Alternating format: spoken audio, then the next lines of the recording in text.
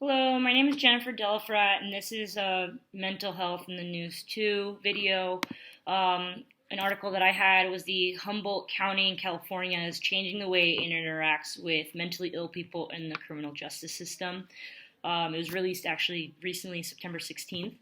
Um, and it talks about basically how the Humboldt County in California received funding, nearly $1 million, to be exact, around there, after applying for a sizable grant and an introduction to a new 2018 state law.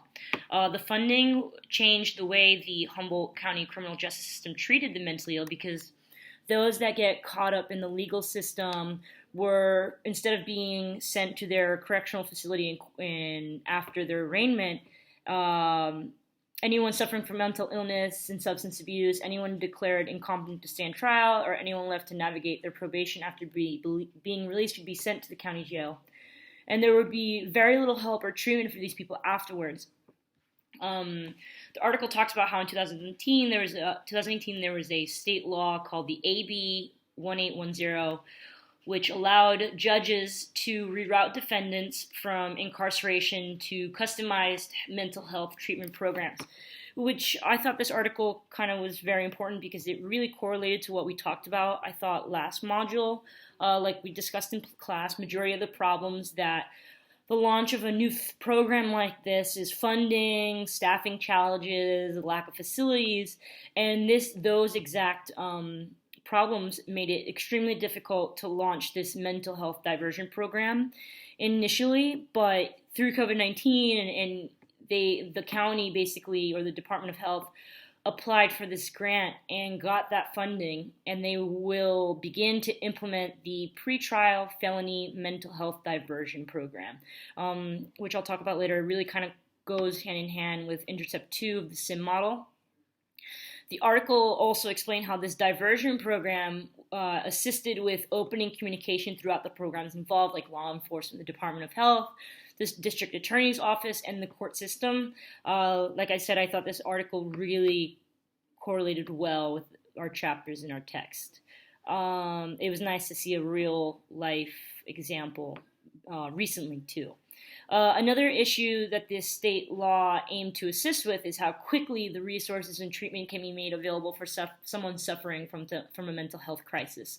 In my experience, we would arrest somebody that has, a substance abuse problem, and they're a panhandler, and they will aggressively panhandle and corner people in the parking lots of Shaw's and Bed Bath and Beyond and the liquor store and this like shopping plaza in Middletown. And after a while, they've been no trespass from a lot of these places, to the point where they probably can't even really keep track of how many places they've been no trespass from. So occasionally, these places will call us and we'll have to kind of move them along instead of arresting them. But there will come a time, more often than not, where they do want to press charges and they want them to get arrested for the no trespass. So in my experience, this person will get arrested and then they'll go to court and then they'll come back, or they'll be released later on that day with probation or mental health counseling, and there's nothing that can help them then. It's like weeks or days or even a month at a time, if not a little later with COVID. And to be honest with you, I believe that the first few days after a release or arraignment is crucial to make sure a person with mental illness does not cause further harm to themselves or others, and making sure the community is safe. If they're not getting that treatment right away, I feel like it's not going to do much help, and if anything, they're going to forget about it, push it to the side, or not show up later on. In the article, a deputy public defender, Casey Russo, is quoted that it's been difficult historically to pin the mental health branch down on what sort of resources would be available for an individual's treatment plan and how quickly. Now, not only can we get on a path to divert someone from the criminal justice system, but we're building a relationship, a bridge to mental health.